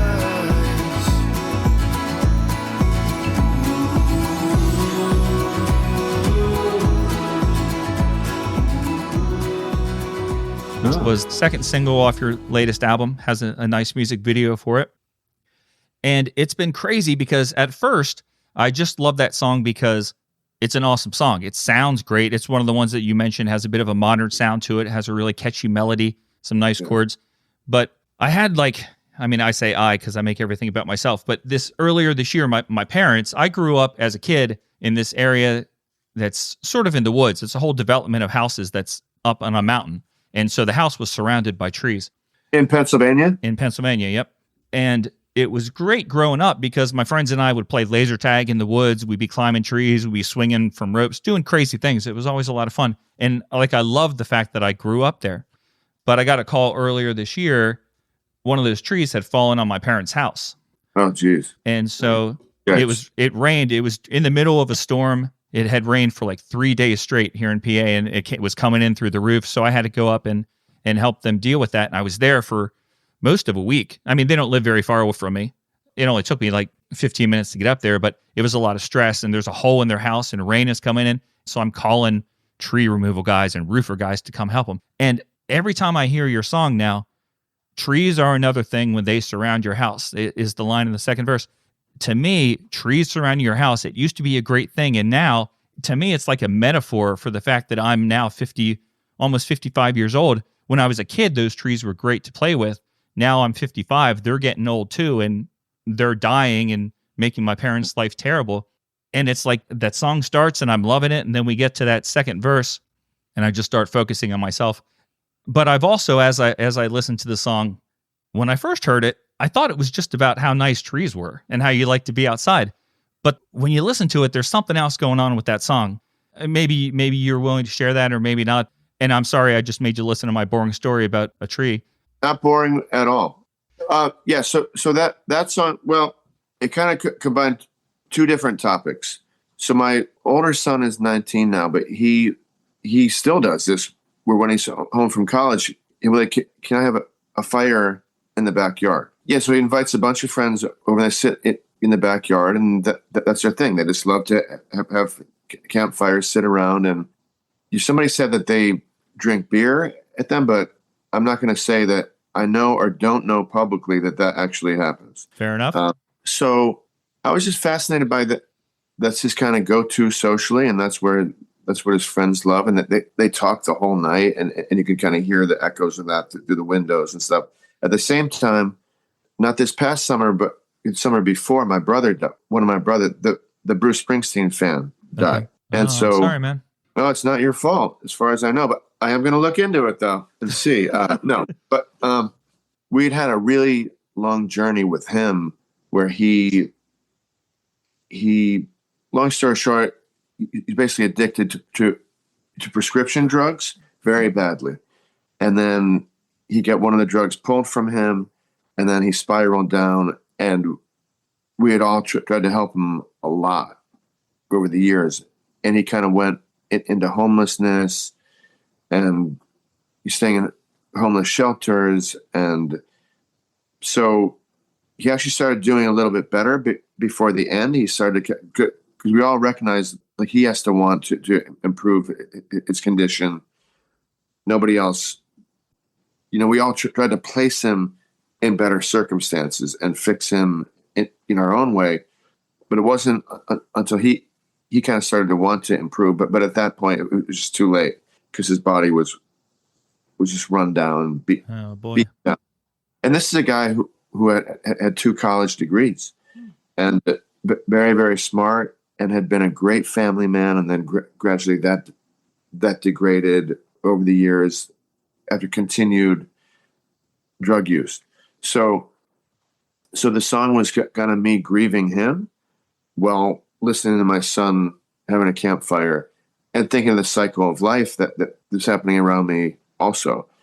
Is the trees were actually meant to represent something a little bit beautiful, but also a little bit haunting too, because they surround your house and it's dark. But it's also kind of about, I was thinking of the mystery of nature, and how we know some things about animals and nature and insects and weather and all that stuff, but we don't really know. There's so much mystery to it. So I just kind of, I think I was just grieving my brother through the song, and just with settling on, we don't know. We don't know what happens, why we're here. We don't know where people go, or if they don't go anywhere. My dad had a great perspective on death. I remember I was asking him when he was in his 80s, said, "Dad, you fear death?" And he was like, "No, not at all, but I'm not looking forward to it." I think he was really realistic about it. Yeah. So you have that great line in the song, I'll always know there's things I'll never know. So that's what you're saying. Yeah. And when you say something in a song too, it's funny, because you have to say things with limited space. Mm-hmm. So it's that song. I didn't know what it was about when I wrote it, but now thinking back, I know the things happening around me, and that I was just dealing with it, how I dealt with being picked on in high school about stuttering. So it's the same process, dealing with emotional overload, and so you put it into a song. Is the first verse do you think of it now as being from your brother's point of view? I wasn't so good with my goodbyes and things like that. I think that was more about, I was thinking about my career, and just how a lot of the time I'm saying goodbye to people. Okay. And traveling, and the whole song was it was meant to be a reflection, and it's reflecting on my point in life, and and my brother passing, and my son, and all the stuff happening around me, and just needing to take a breath and kind of stopping for a couple of days, and Mm-hmm. Well, thanks for the stories. That's super personal, so I appreciate that you were willing to share that. I actually asked my brother's kids, I said, "Do you mind me talking about it in public?" And they both give me the green light, thinking that it's okay to share something that other people might go through or have gone through, or that kind of stuff. So yeah, it's very kind.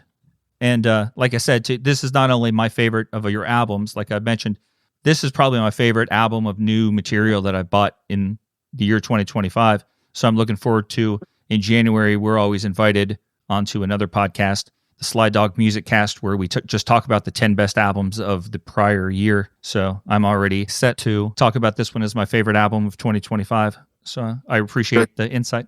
Got checks in the mail. Thank you so much. Hey, you're welcome. So that was real heavy. Let's wrap this up with something fun and just talk about Christmas for a second. Yeah, for us at least, Christmas is a fun time. We love Christmas, and we are so happy that you have a wonderful Christmas album called It's Christmas Time. If you long to give to somebody else, it's probably Christmas time. Probably Christmas time. Go and dust the mistletoe off the shelf. You know that it's Christmas time. Must be it's Christmas time. Summer came and went, now there's snowstorm on the fence, and it's Christmas time. Mother, father, sister, brothers, little that I have be yours. What's yours is mine, it's Christmas time. All that I have is yours. What's yours is mine, it's Christmas time. Yes. We've been playing it already, of course. But when you decided to make a holiday record filled with 10 original songs and 0 traditional favorites, was that at all overwhelming, or did you welcome that challenge? It was funny because I was writing all the songs over the summer because I was trying to schedule out like when I need the record done. And I really immersed myself in memories of my own family's Christmases and what was good about it and what was hard about it. And at the start, because I got the first 3 or 4 songs pretty easily. It just flowed. Then by the end, I was like, this is the stupidest idea I've ever had in my entire life. Why am I writing Christmas songs when it's like 90 degrees outside and be looking in my backyard with envy because I'm inside the house just looking outside trying to write. So, hey, if you take the songs on that album, there's 10 tracks on that album. And then there are 9 original songs on an album I just discovered this week as I've been getting ready to talk with you. The Push Stars have a Christmas album that came out, I think, in 2021 when Christmas Comes Home. Yeah. So that's 19 songs. I think on Wednesday, what's today? I forget. Wednesday or Thursday of last week, I was like, Chris Trapper may have written more original Christmas songs than almost anybody. So I did some research. I wanted to award you with like most Christmas songs. Bring it on, yes. But guess what? Is there a trophy that comes with that, or I didn't win it? No, you didn't win it. Guess what? There's a guy named Robert D. Sands Jr. who has written 118 holiday songs. It's insane. But The thing is, I seriously think you can beat him. Is there any chance you can focus the next 10 years on just a Christmas album every year and nothing else? No, there's no chance. Because I'm pretty sure so for the Push Stars record, those songs were Rob Thomas was making his Christmas record. So I was kind of sending him songs to use for, he's thinking he might use one of them. Uh-huh. He and I ended up writing a song together for his Christmas record, but I kind of reclaimed all those songs and made it with the band. And then the bass player, for the first time in her whole career, he wrote 2 songs for the record. Then the drummer sings a Christmas classic. So, but no, I think I've written enough. I think I need to stop with the Christmas records. Maybe write for a different holiday, like an Easter record next. Oh, there we go. Well, as Monty Python says, not much call for that around here. Yeah, exactly. I do the next Monster Mash. Oh, hey, man. I would love that. Halloween, he has performed the Monster Mash live at a bowling alley. Yeah, I performed the Monster Mash in front of a band dressed up in my Freddie Mercury Halloween costume. Get out of here. It was amazing. That must have been a huge moment. I'm told it was amazing. It was amazing. So I've got to change my question because you just told us that you only wrote 7 of the songs on the Push Stars Christmas album because there's 2 traditional. There's the Peanuts, the Peanuts one. So Chestnuts on an Open Fire. I sing that one at the end. Okay. I wish I had that one, but yeah, that would be hot. Yeah. So that one I got on Bandcamp because there's no physical release for that, and there's no credits on that one, so I had to just try to guess which songs you may have written. No, you did a good job. I tried. Very close. Yeah, good prep. I have a couple questions for you guys. All right. Oh, you do? Yes. Okay. When did you first love Depeche Mode? Like when did that first click for you guys? Well, I you have think to go I first. loved Depeche Mode first. Oh, yeah. I think. And that was, this sticks out in my memory. You're going to regret asking this question, Mr. Trapper. So in the summer of 1985, I went to my grandmother's house for a week, and she would take me to a cool record shop. And I had heard this song on the radio called You Spin Me Around Like a Record by Dead or Alive. And so that's what I wanted to get. I went to the record store and got that. Meanwhile, my best friend was on vacation that week, and he discovered Depeche Mode while he was away. He met this goth girl. He was 15 years old, and he met this girl that was into goth, and he thought she was super hot, and that's what she liked. So he came back, and he had bought Depeche Mode. So we got together to share our new albums. Like, hey, listen to what I got. Check this out, yeah. And so the album that he got, that was the one, I don't know if you remember it, but the first Depeche Mode hit here in America was called People Are People, and it was that album. People are people, so why should it be? You and I should get along. Yeah, of course. Yeah. Wow, that's cool to hear Chris Trapper sing Depeche Mode. I love it. So that was the summer of 1985. It was probably July. That was when I first heard Depeche Mode and realized that I loved them. And ever since then, except for a brief period of the 90s, it wasn't all that brief, actually. For half of the 90s, when I retreated from Nirvana and grunge music and stuff, I went backwards, and I started getting all the Bowie catalog and discovering old bands and stuff. And in that time period, Queen shot up to be my number one band for a good amount of time. Oh, I see. But I've returned to Depeche Mode for like the past 15 years. Mode? Yeah. How about you, Sarah? When did you find them? Yeah, I heard People Are People on the radio, but back then I didn't really have friends that listened to music or a means to play music on my own, really. So I kind of had to wait. But Brian and I have known each other since high school, and we became friends in, I would say, 10th or 11th grade, definitely 11th grade. We were in some classes together. We started talking about music, and he started making what we like to now call backup copies of cassettes that I would store at my house. I'm calling the police right now. Wait, he duplicated a cassette, and I know it. Yeah.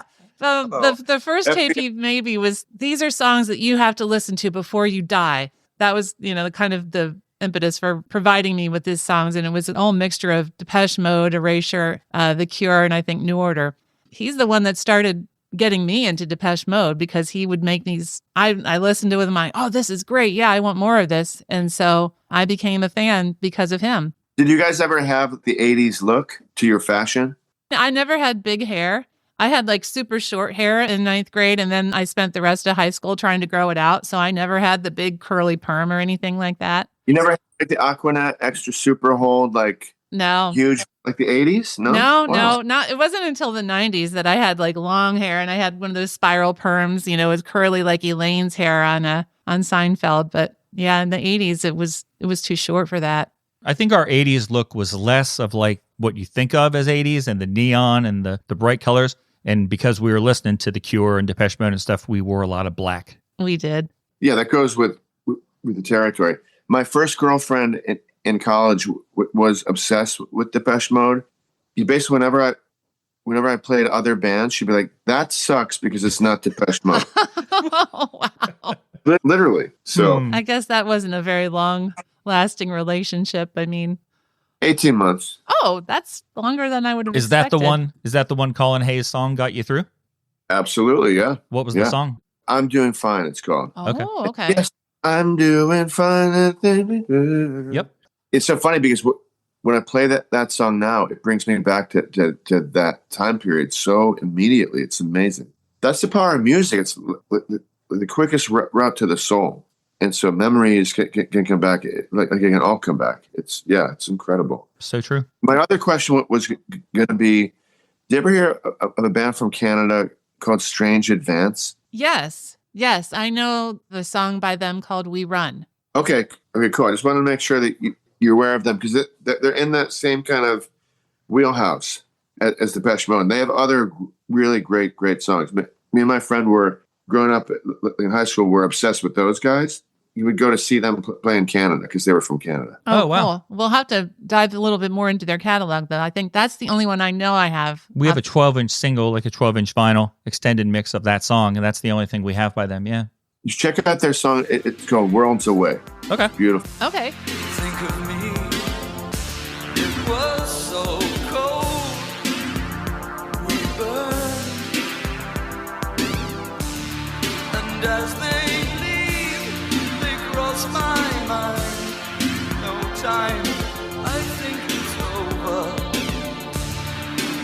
life inside. I see mine. Look in your eyes, your world's away, and life is locked inside you. I actually posted a cover of me singing it with just guitar. The production is all synthesizers, and it's beautiful. It's beautiful. So, yeah. Oh, that's awesome. There you sleep in the city walls. They dissolve to dreams. Children cry. They're losing everything. From heart to heart, be slow fades. The sun explodes the nighttime. For all we know, there's nothing changed. Look in your eyes, your world's away. Where art is love, is science. A million miles, 1,000 miles. Now worlds away. So we're going to let you go, but we have one question left, and it's a fast one. Yeah. It's not a long This question. should be a fast one. This shouldn't involve a big, long story. Like, your favorite color is? No, not that insipid. Yeah. Well, I know that songs are like children and you can't pick favorites, but if someone asked you for one album to listen to as an introduction to Chris Trapper, which one are they taking home with them after the show? Oh, like the full album. That's too hard. I mean, because Well, isn't an album easier to pick than just a song? no, I think one song is easier than to pick an album, only because each album has such a different sound. You'd be worried that they would think that you sound like only this, and then there's like so I think that the favorite album that I've done is an album called Gone Again, but it's basically me with a traditional jazz band backing me. Like a bourbon style, like Dixieland jazz style. Yeah, that one. Yeah, because it was kind of I stretched myself to try something new, and it worked well when it worked well. It worked really, really well. So that might be like the album I want people to take with them. But some people don't like that style of music. So like, you do Dixieland jazz, that's your style of music. I'm like, no, but I wrote the songs, and that's the backdrop for it. So. But I think as far as songs, I'd say Keg on My Coffin, just because that for me was just written very tightly, and there's not much fat to it. Like it makes the point. Like the melody is memorable. As far as I know, it's memorable. Oh yeah, I can remember it. At least when Right. It's a fun sing-along song, and it's got, this kind of a lighthearted vibe, but yet it's underlying. It's talking about death. So it's really, that is an excellent answer, because not that you were ever going to give a wrong answer to your own songs, but I like that answer because, it's sort of like many different layers of your complex songwriting personality. Thank you. And I also think that it's said simply, but has deeper meaning to it. I think, which is always like the challenge to try and write something that anybody could get, but that's hard to do. Oh, I'm sure. Yeah. The constraints of songwriting and like poetry in general, that, you have this certain amount of space and time to say what you want to say, and you have to say it very succinctly, and yet not so succinctly that it doesn't make any sense. And when you can add that deeper meaning, which you do so effortlessly, as if I can't say the word effortlessly. Not easy to say. It's a lot of syllables. It is. Did Depeche Mode have one principal writer? With one main songwriter? Yeah. For most of the time the band has been around, the primary songwriter is Martin Gore, and he's not the singer though, which kind of we've always been fascinated by the fact that the guy that sings the songs is not the same guy that writes most of the songs. Yeah, it's like Oasis, the same way. True. Yeah, but the singer didn't write the tunes. Yeah, but the singer David Gunn in Depeche Mode, he has started in the last 15 years writing songs, so he gets like 3 songs an album. Oh, that's nice. Are they good? Yeah. Mm-hmm. I'm really enjoying his songwriting. Sometimes I like it better than Martin Gore's. I don't know. I don't know that I like what he has to say and how he says it. Have you ever met those guys? No. Why are they hard to get to? Yeah. Yeah. You could say that. They're crazy popular. Like, they're more popular in throughout most of the world than they are here. I mean, when they come here, they sell out, but they have a huge audience around the world. And we even, a couple years ago, we were interviewed by Classic Pop Magazine, which is a UK magazine about music of the 80s and stuff. It was like a quarter of a page in the magazine, our interview. And they said, if you could talk to any one person, who would it be? And we said Martin Gore, the songwriter of Depeche Mode, and we said why. And we were like, hey, maybe he'll say this. Maybe we'll get back to him and we'll hear from him. But it never happened. So that was our one shot, I think. Well, I'm going to manifest this now. If they ever have me open for them, getting you backstage. Oh, wow. You are so you awesome. You never know. It could happen potentially. Well, yeah. Thank you. Thank you. Thanks. We owe you big time. Well, when it happens, not until it happens. Yeah. So that's fair. So speaking of your tour and speaking of Gone Again, the album by Chris Trapper, and you can go to christrapper.com. You can get all the information on tour dates. If he's going to be with Depeche Mode, it'll probably be announced there first. christrapper.com. He has 10 CDs that are on physical media that you can buy through his shop there, and I highly recommend it. We have them all here, and we love playing them. So check out that website, bookmark it. You already have some dates for next year. You're going to be down at a 30A Songwriters Festival in South Walton, Florida, in the middle of January, the 16th through the 19th. So is that going to be what you described earlier, kind of like a bunch of people sitting around on stage taking turns playing their songs? You know, I've never done it before. I've tried to get this gig for a long time, but this is the first year that I got invited to go. And it's really a lot of artists playing, like so many. It's a big function.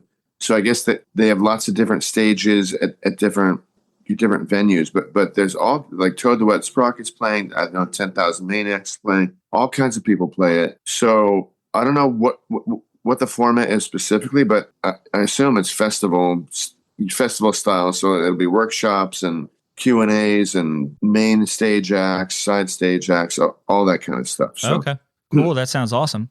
Yeah, it should be fun. Yeah, and Florida in January is not a bad place to be. That's exactly what I was thinking. Maybe that could be your Christmas present to yourself if you're listening. Take a trip down to Florida and see all those great bands. Yeah. It's going to be January 16th through 19th. And don't forget, christrapper.com is the place to go for all this music. Yeah. And follow him on social media too, because he's a heck of a lot of fun. You know, all those little videos he posts. And yeah, it's a really a good follow. So add him to your list. Yep. So thanks so much, Chris. We really appreciate you hanging out with us today and sharing so much about your wonderful music and your songwriting. This was a great chat. And I have to tell you, I actually listened to your podcast, as I told you, I think, in one of our text exchanges, but I drove from Boston to Nebraska and was listening to you guys all the way through Nebraska. So wow, that sounds terrible, but we appreciate it. It's cool. It feels like I knew you already from the podcast, which is kind of why podcasts are cool. Like they keep you company. Well, that's true. I appreciate you doing that. Well, I hope we made Nebraska better, not worse. Thank you so much. It made it so beautiful. You have no idea. They made it less flat. Put the keg on my coffin and think of me ever so often. Have a loser's day parade for all my friends. Drink up life like a river till the pizza man delivers. Smile and know I loved you till the end. Well, here's what to do when my time comes to pass. Well, Charlie told me through the reflection in his glass. Don't waste time praying, 'cause I'm never coming back.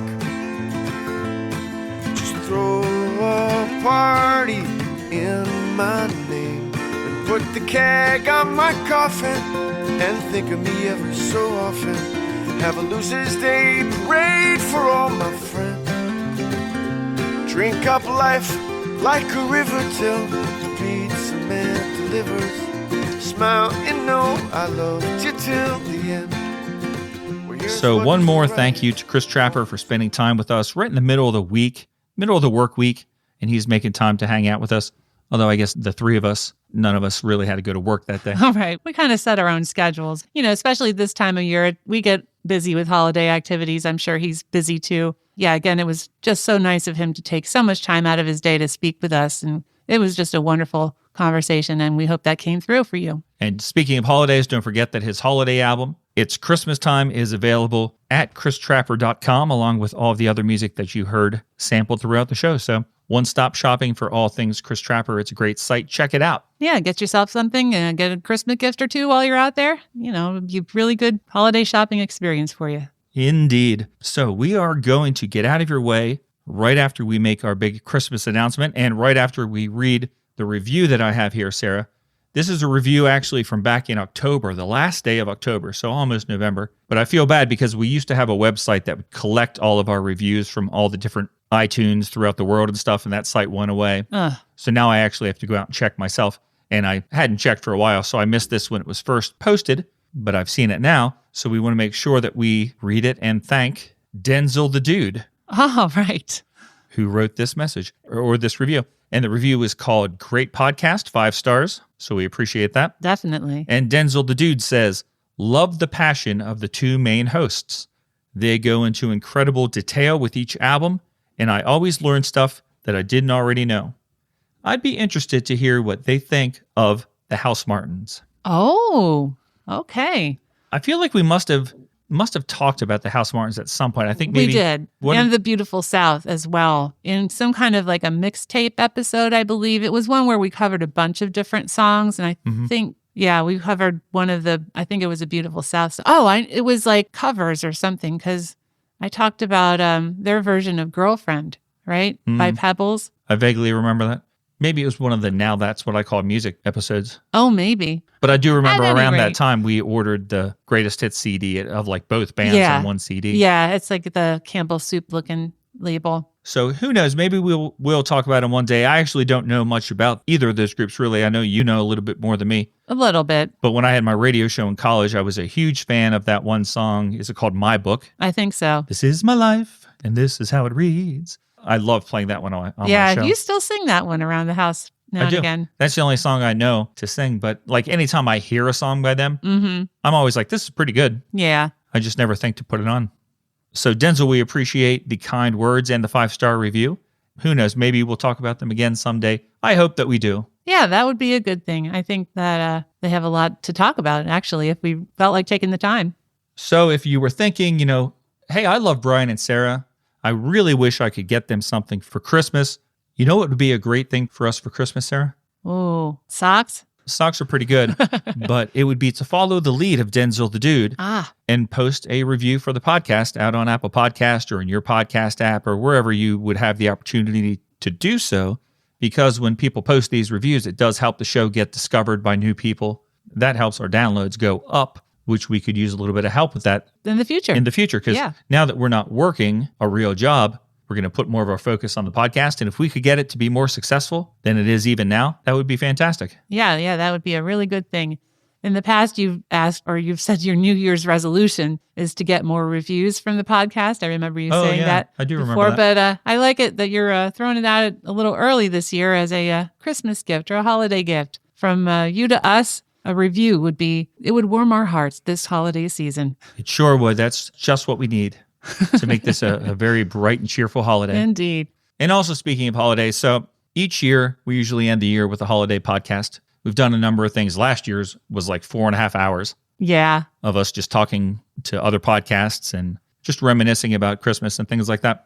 This year we had this opportunity to talk with Chris.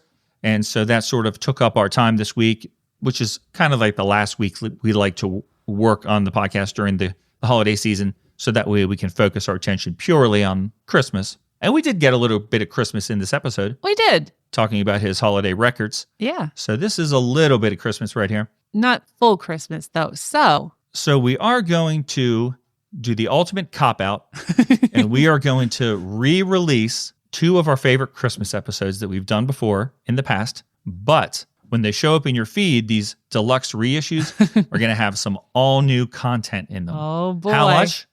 Well, probably not very much, but enough that we can say that this contains new material and it's worth charging you, our standard amount of $0. Yeah, right. That way we can get more money from you, more $0 from you, and not feel too bad about it. So over the course of next week, probably in the middle of the week and the end of the week, we'll show up in your podcast feed with 2 of our old classics and a little bit of extra chit chat in them. I think that's a pretty good deal. Works out for everybody, right? It's something for you guys to listen to. It's a little bit of new stuff for you to listen to. not a lot of work on our part, which is, yes, we will admit that's lazy, but it is a busy time of year and we want to do a little something. So this is, other than doing nothing, this is about the bare minimum that we could do. So, hey, we are always happy to go the bare minimum. we are. And you know what, Sarah? If they haven't heard it before, well, it's new to them. That's right. Yeah. For some people, it might be brand new material. I hope so. So we hope you will enjoy it. Check it out. One of them is going to be about a particular song, and the other one is going to contain a lot of holiday music, which is going to be wonderful. Just put it on and wrap your presents and listen to us tell you about those songs that you listen to. It'll be great. We'll spend Christmas together, hanging out, drinking cocoa, and wrapping presents. I think that sounds fantastic. Yeah. We'll talk to you next week. We'll just say a regular goodbye here, Sarah, because we'll get to say goodbye before the end of the year here again. All right. Thanks for listening. Thanks again to Chris Trapper for hanging out with us. It was definitely a thrill. So cool to learn about his songwriting process and those wonderful songs that we've been playing around the house for the past decade and change. I guess I thanked everybody. Yeah, so as Tigger says, ta-ta for now. Don't remind me where I should be. I am here and you're here too. It's just the two of us, and isn't that enough? Stay beside me through the morning as the sun streams through the dust that turns to glitter, sailing round the both of us. Drove slow past the accident, too many cars up in smoke. I thought as I was passing it that you're my only hope. You're my only